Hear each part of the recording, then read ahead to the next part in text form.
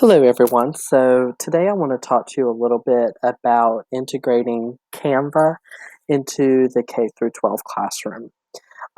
So a little bit about this professional development today is we're going to get started just talking about what Canva is, and then how to use it, how to get signed up for Canva, and then we're going to go into some application. So after we talk about how to use it, we'll talk about some sample lesson plans and that kind of thing, ways that it can easily be integrated in the K through 12 classroom. And I will just point out before we get started that the following presentation, all the slides were made using Canvas, so this is just one example that you're already seeing of this program. So let's dive right on in. Um, so what exactly is Canva? Well, Canva is essentially an online design tool that helps to enhance presentation of material. Basically, what it allows you to do is to basically create graphics that can be used in a classroom. It can be used for flyers. It can be used for a whole multitude of things, but without necessarily needing like a graphic designer to be able to make those kinds of things. So a couple of things you can do with Canva that really are helpful in the K through 12 classroom are things such as creating infographics, creating slideshows, digital posters. You can create flyers, book covers, and even they've got options for digital resumes and that kind of thing as well. So all in all, there's a lot of ways that Canva can be used, not necessarily just having our students use it, but also teachers as well, being able to present material in different ways. And even outside of the classroom, um, by doing things like using it to make flyers and things like that to post around the school. So we'll talk about each and kind of break down each of those things. Okay. So the best way to really understand what Canva is to just go ahead and just dive in. So what we're going to do is a very simple sign up process for Canva. You just simply go to canva.com and then you need to create an account or sign in with Google. And you'll just click New Design to get started. So while I will go ahead and pull that up, when you go to Canva, this is basically the screen that you're going to be looking at after you create an account and you get signed in. And you'll see here that you've got a lot of tabs. First off, you've got a create a design. So you've got a whole plethora of things that you can choose from. You've got animated social media things. You can do a presentation, which is just a simple slideshow. So we'll just go ahead and take a look at an example of that really quick. So when you click into it, you'll see quite a few things. So first off, you'll see this right here is the template that I used to create the slideshow we were just looking at. And one thing that I really like about it is you'll notice that these slides are a whole lot more engaging than something like a Google slideshow. So as a teacher, I would want to use this to help increase motivation and engagement in my students because they're not looking at the same blank slideshow from the same 10, 12 templates that are on the default like Google Slides or PowerPoint. And the other thing that you would notice is the variety of slides. So if I go back to templates, I can just choose any one that I like. And of course, they kind of got it broken down. These are some basic ones here. Then we've got some that integrate more graphs and that sort of thing. Creative presentation. So maybe I'll start there. Creative presentation. And once again, you're seeing a whole bunch of different templates here that we can use. So once you find one that you like, so maybe I like this one. I don't know, maybe I'm doing something with horticulture or something. You just start clicking in and you're populating your new slideshow. And of course, it's already got all your text boxes ready to go, so you can start personalizing it however you want. Okay. And then when you're ready to add a new page, just come to add new page. And then once again, you go back to your template and say, I'll find something like maybe I want to throw in a statistic or something. There you go. Um, and again, everything's completely editable, and it will write up about what the statistic is representing. You've got a lot of options up here for like your fonts and size, just like you normally would with a normal Google Doc. Transparency, that's a really cool feature, being able to take something and kind of fade it out and that kind of thing, which is just one of the things that makes Canva so useful, is just the way that it's able to enhance the way things look. So you can't get all these kinds of options that you would get with like a Google slide. So once again, you can pull in from the template again. You can throw in pictures, so I can upload right here pictures straight from my computer, upload an image from my computer and put in my personal images. Other things that you can put into your slideshow would be things like embedding content, so you can embed something from Google Maps. And so this is just an example there. I can say I was teaching a geography class or something, and I want to embed something like a Google map. There it is, and then we can just delete these little images right out. They're just simple text boxes, so you could just delete and change up what you want.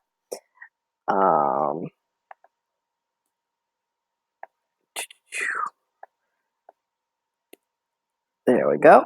And then switch it up so I can add in text, and you'll see that it has all these really cool fonts and things like that to choose from.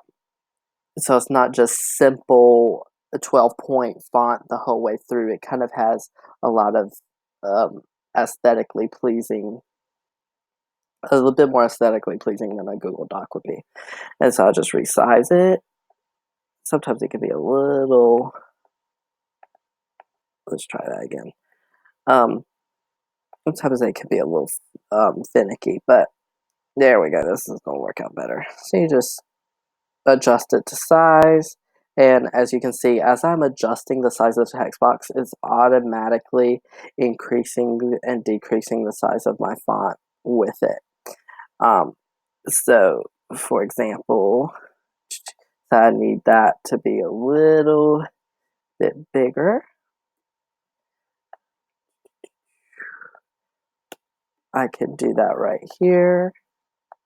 And as you'll see, it's going to keep everything proportional. So I don't have to go in and change the fonts of every single line on my Canva product line by line.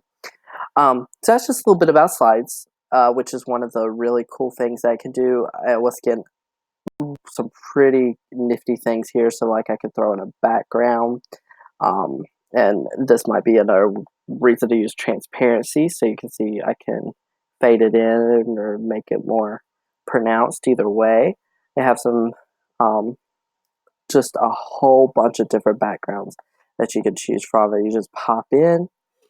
There's gradients, all that good stuff here. You can do solid colors. Then elements, these are like little stickers and that kind of thing, just to enhance your presentation a bit more. You can do a search for it and all that good stuff. One thing I will point out is some things on Canva do cost, so you might see things like premium.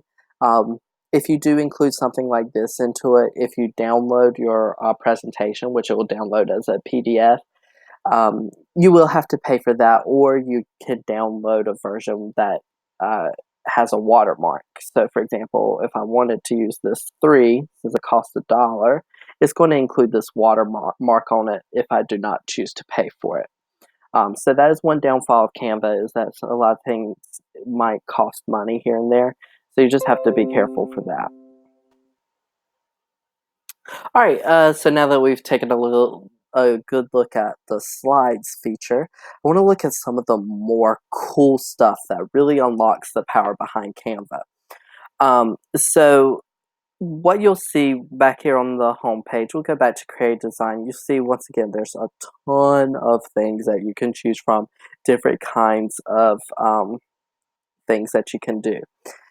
What I'm going to do is look at infographics. So this is something that I use in my classroom all the time because as a Spanish teacher, especially in my higher level Spanish classes, I don't want to overwhelm them with a whole lot of words that they don't know. But oftentimes an infographic with statistics and that sort of thing will help convey meaning and help them work through some language barriers. So infographics can be used in a variety of ways. So, like for example, this is a template, but it's talking about fiction versus nonfiction. So you're able to see here, it's giving you a comparison of two types of literature. So if I was a teacher that was talking about how to distinguish between fiction and nonfiction, this is an already made infographic right here on Canva that I can use, and I can go in and edit it to make it my own as well and change things out as needed. I can even add a new page to continue if I like that infographic, but I felt like it needed um, a little bit more content than the original had. I can just come right here to the copy page so that I have two pages of the same one, and I can go in and start editing accordingly. You'll notice that there are a ton of different templates, once again, just like we saw with the PowerPoint slides. Um, so there's business things timeline, so this will be a really great way to um, for like history classes and that kind of thing. So this is talking about the history of Italian pizza. But now if I was teaching something like the Civil War and I wanted to talk about different battles, I might would have, two options here. First off, I could make one of these to send out to my students, and that can help be a source of notes for them, or even hand it out to them along with maybe a Google form or something where they have to go through and read, and then they're answering some questions based on that to deliver my content. Another option might be to use it as an assessment for your students. So you can actually have your students create something like this, maybe a timeline of the Revolutionary War or something like that. It could be a really cool way to use infographics. And once again, your students can make it, and then when your students are done, they just come up here to the share button here after, if you are having your students actually create, they'll pop in your email address and send it to you, or they can copy a link and send it to you, and you have access right there to their finished product. Another option will be coming right here to download. They could download it as a PDF and upload it as an attachment wherever you want them to turn it in, whether that be Google Classroom or whatever like that. So it's really easy to not only use this from a teacher standpoint, but also having students create with um, Canva as well. Um, so a couple of other things, like we got Know Your Sea Turtles. So once again, this will be an application for maybe something for a science class. And once again, completely editable, so you can go in and pick and choose. Something like this might be something I would use in my own classes in Spanish if I were talking about Latin American economies and that sort of thing. So these could be really helpful in our classrooms. And the other thing is, ultimately, even though if we printed this out for your students or something like that, or even if it's PDF, you can share it out with them digitally.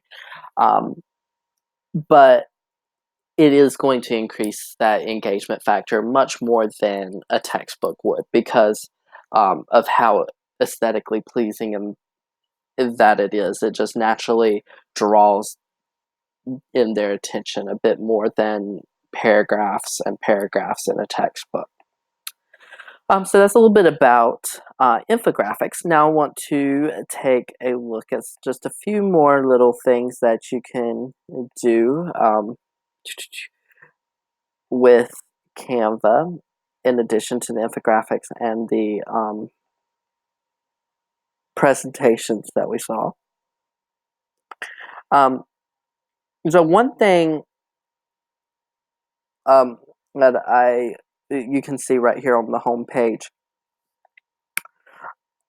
you could do posters. So this might be something if you were a host of a club, you might would make a little poster advertising your meeting date. You could have students in a English class make book covers, especially creative writing. They might would have them make a book cover for their works as well. Flyers or even Facebook posts, Instagram posts. I know at the school that I work at, my Spanish club we have an Instagram, so they often do use things like Canva to make posts, just kind of announcing upcoming events in the community, things like the International Festival and that sort of thing. We usually post to our Instagram and our Facebook. And this is just, once again, one more way to draw in the attention if your students are using social media um, pages to get those kinds of things out to the school. Um, One really, really cool thing is this resume. So we can go beyond just having our students use Canva for projects and us using it in our classrooms. We can have students building life skills and gaining knowledge about proper resume building. So you've got templates here all ready to go. Um, and kind of walking through what they need to include on it, and in a way that's not, this one doesn't look too busy, but it hits all the points that it needs to. So even having, especially in high school setting, having students work on things like resumes is a really great tool. Okay, so before we move on back to our slides and talk a little bit more about application, I do want to go through briefly, just kind of more of from a design standpoint, how we would interact with one of these things. So what I'm going to do is I'm going to go back to the infographic, because that's my favorite way of using Canva. I think that it is um, from a teaching standpoint, one of the most powerful tools of Canva. Because realistically, as far as actual teaching goes, we probably won't be using flyers and posters as much as maybe an infographic or even the presentation. So let's take a look at how we would go about creating one of these. Well, um, let's see. I like this one right here. Maybe this is one that I like. This is a 5-step application process. So this is talking about college applications. So what you're going to notice a lot with these kinds of things, there's so many templates that you might find something that your school needs like immediately. So this would be one that would be fantastic just to go to, save it as PDF, and go ahead and run some copies of it and have it in the counseling office. Um, but I might also go in and just start making some edits. So everything is ready to go. You just highlight just like you would a normal document, and you are ready to start editing. So maybe I want to do this as, let's see, um, do do do do do.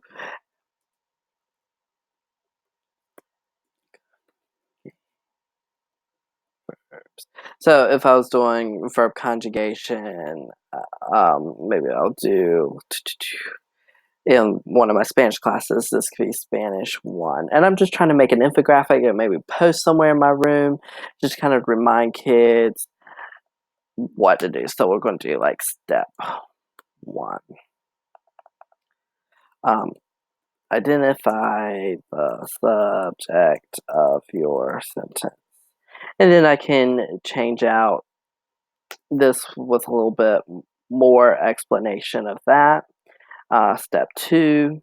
So as you can see, it's very quick, easy to start editing. Step 2. Drop the ending of the infinitive verb. Let's get very, very easy to go in and just start editing away. Just like we saw with the presentation mode, you have quite a few options.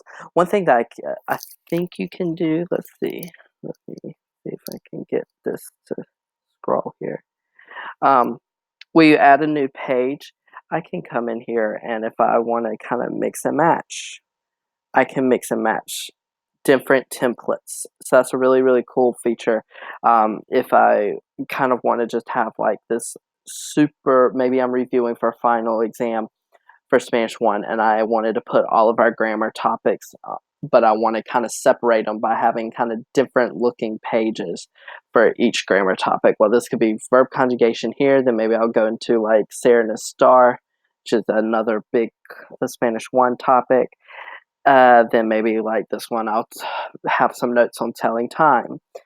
Maybe this one, I will, change it up a little bit more. That way students are knowing that they're looking at different topics. And just another idea on how you would use Canva. Um, you can still go in as you're editing, just like you would with the presentation mode. You can add your own photos. You can add your elements. So that's once again those little stickers and that kind of thing, text, background, anything you want to make it your own. And upload pictures and embed YouTube videos, the Google Maps, anything that you want. And once again, you'll come to share or download when you are finished.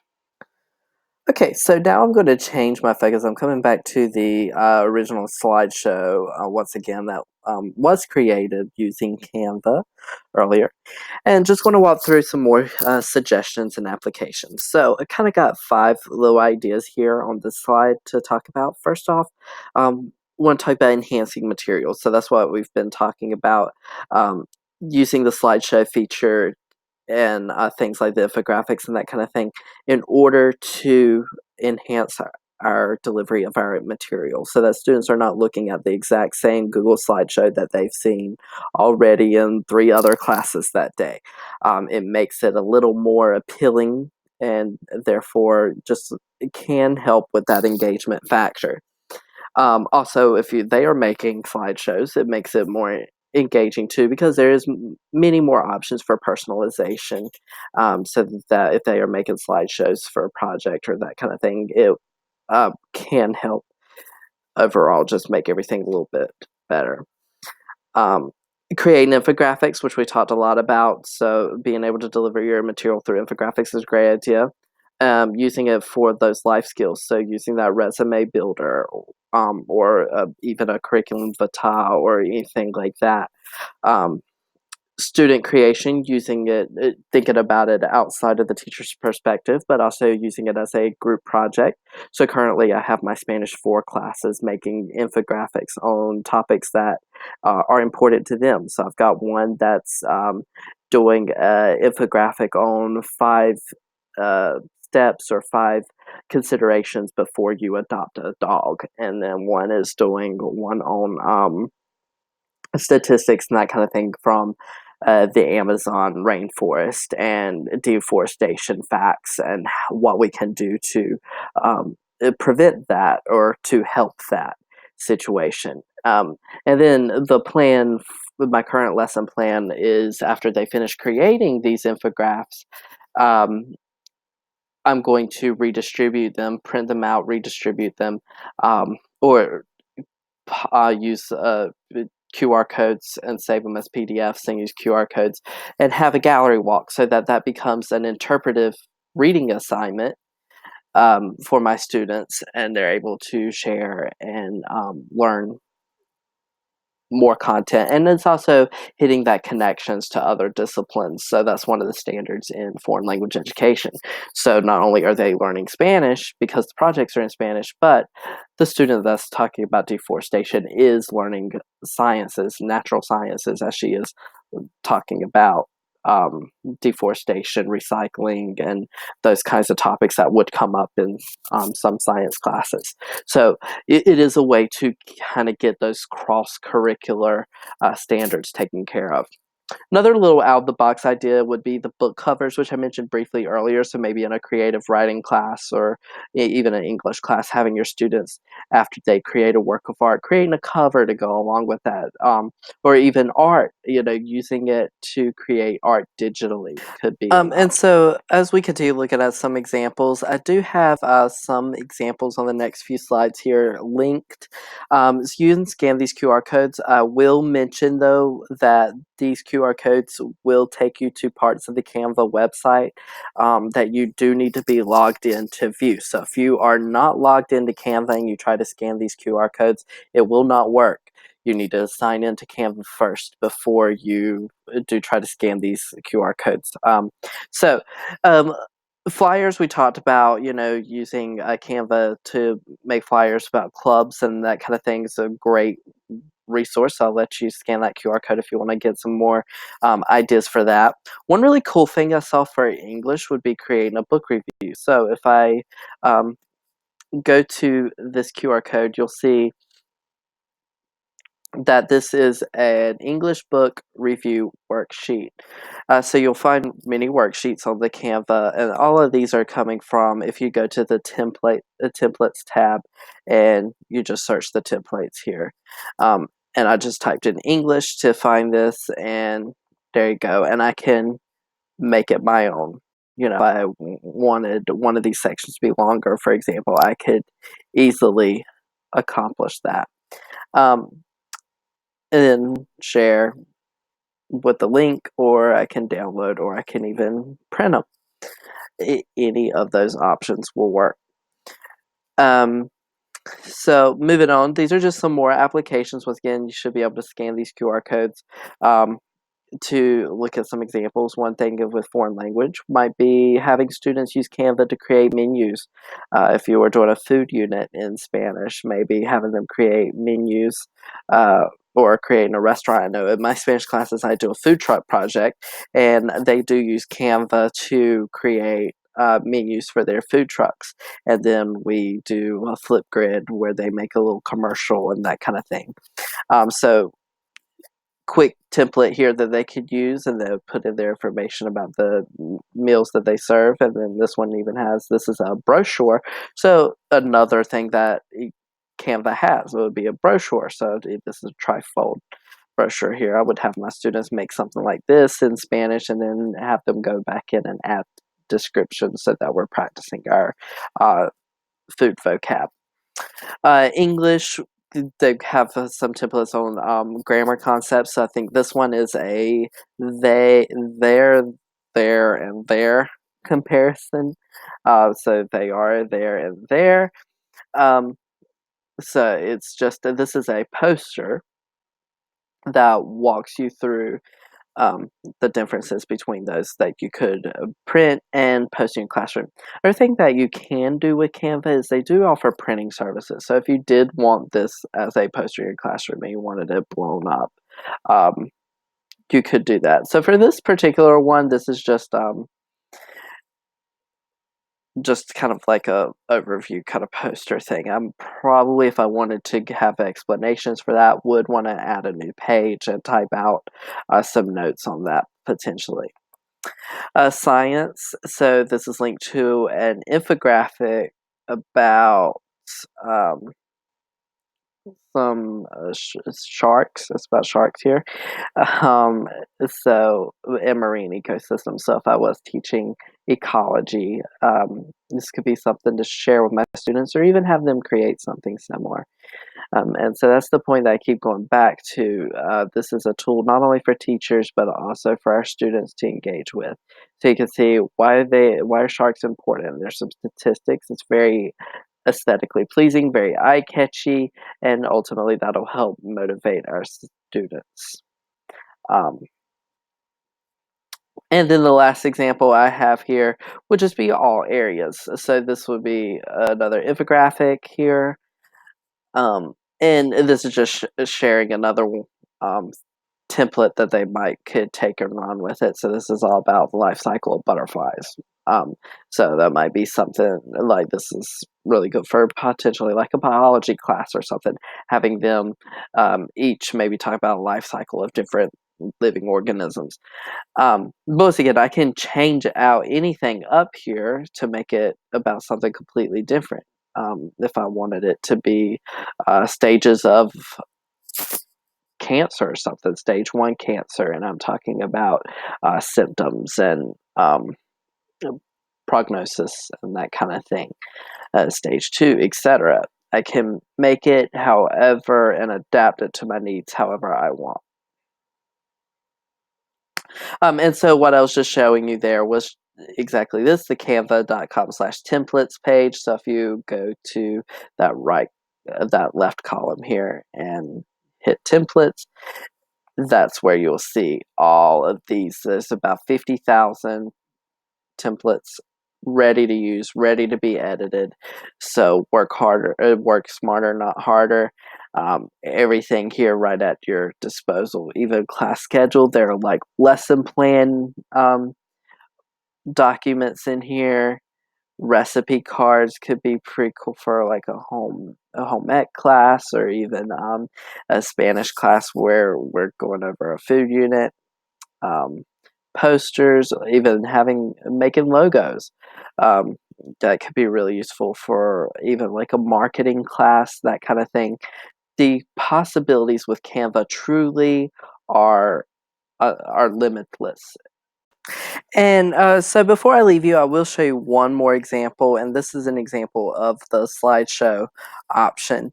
And as you can see, this is a professional development that I led for first year teachers at the school that I work at over this past summer. And as you can see, this template already is just so much more aesthetically pleasing than anything you could do with a Google Doc. And I was able to, it came with a theme, so it came with other slides that looked similar, so that I was able to keep things looking consistent. Um, and as you can just see, the overall look and appearance of these kinds of slides, even doing things like this with these little graphics, just completely level up the quality of your slideshows. Um, Again, having these images in the background, just being able to drag them and it automatically populates it for you instead of having to like copy and paste from Google Images or anything like that. They're already um, right there at your fingertips. Just slide and drop in. Um, all that to say, it looks so much better than a Google slide would, and therefore that can help increase the motivation or an engagement level. Because your kids don't want to just look at a plain white screen all day. If it looks a little fun or it has some graphics on it that make it a little more appealing, it might help promote their engagement in the long run. Okay, and the last thing I will mention is just some of the downfalls of Canva. The biggest one is that it does cost, or potentially can cost.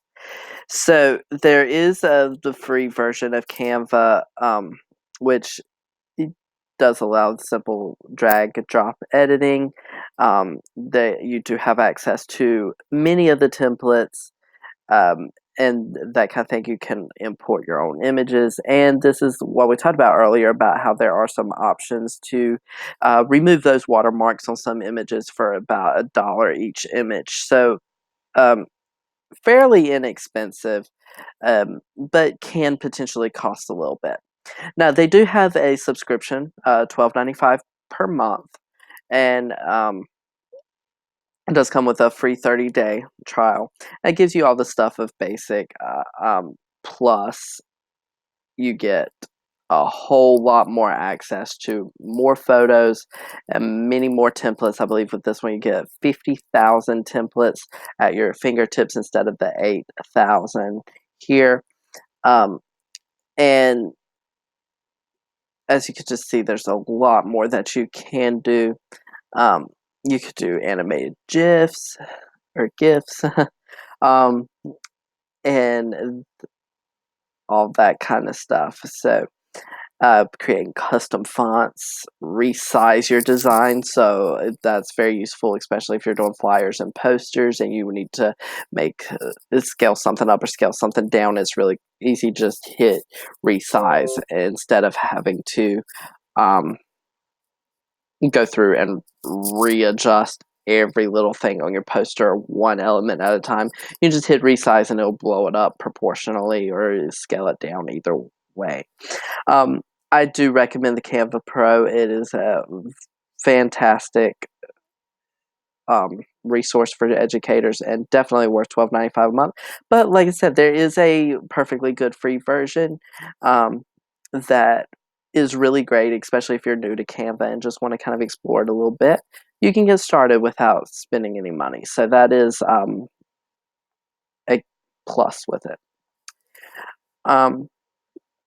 So let's go back to our slides. And so I think that is all I have for you. So hopefully you got something out of this professional development session.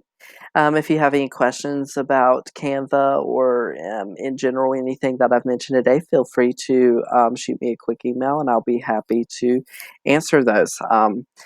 But for now, I hope you got something out of Canva and hopefully you'll be using it in your classroom soon. Thank you so much for your time.